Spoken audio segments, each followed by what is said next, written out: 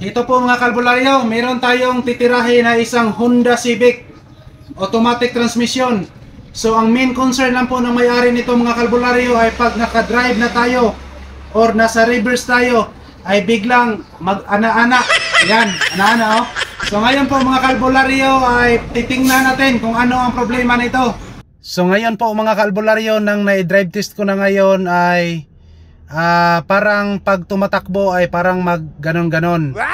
So from first gear to second gear to third gear ay biglang mag ganon-ganon. Yan. So ngayon po mga kalbularyo ay wala tayong nakikita na check engine light. So wala talaga tayong nakikita na check engine light. Sobrang biglang magsakyod-sakyod yung takbo ng sasakyan.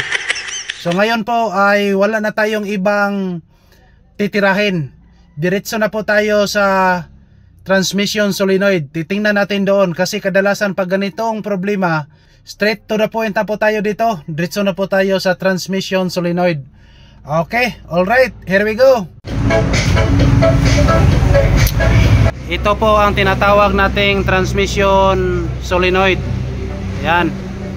So ang gagawin lang muna natin dito ay tatanggalin natin to at i-check natin kung mayroon na bang mga dumi sa loob. So ito na po mga kalbularyo, na itanggal na natin ang transmission shift solenoid. So ayan, kita natin ngayon na sobrang na-press na yung gasket dito. So pag makaranas kayo ng ganito ay titingnan nyo lang ang gasket. Kasi alam naman nating lahat na pag ang fluid dito ay wala ng pressure, magkaroon talaga ng sakyod-sakyod yung sasakyan natin. Kayo na po ang bahala kung anong Tagalog ng sakyod-sakyod mga kalbularyo. At ngayon nakita rin natin na sobrang dumi na ang strainer natin. So ang gagawin natin dito ay tanggalin po natin to. Tanggalin natin one on one at linisan natin. So ayan po mga kalbularyo, let's proceed.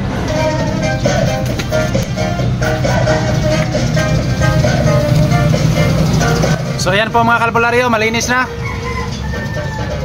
Yan.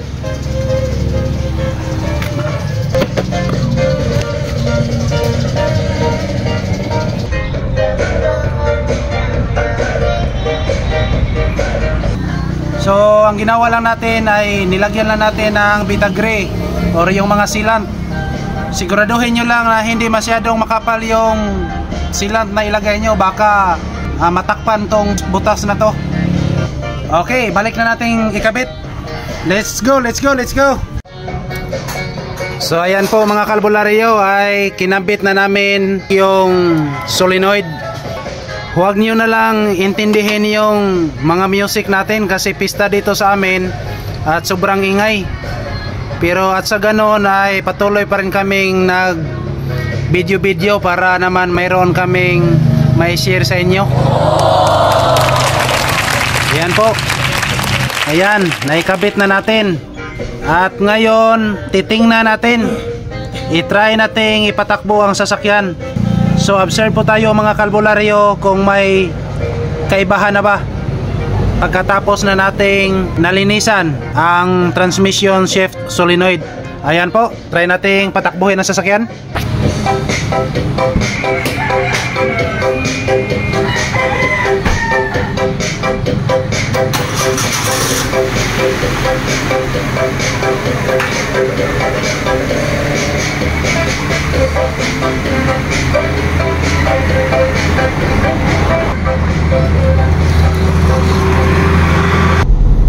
So first gear.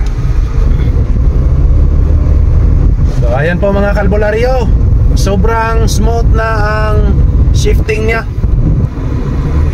Yan, second gear. Ngayon pupunta po tayo ng third gear. Observe natin.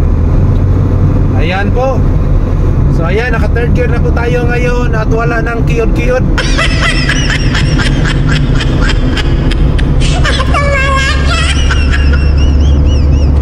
So ngayon po mga kalbularyo, I declared problem solved. Wala na po yung kiyod-kiyod. So yan lang po ang ginawa natin.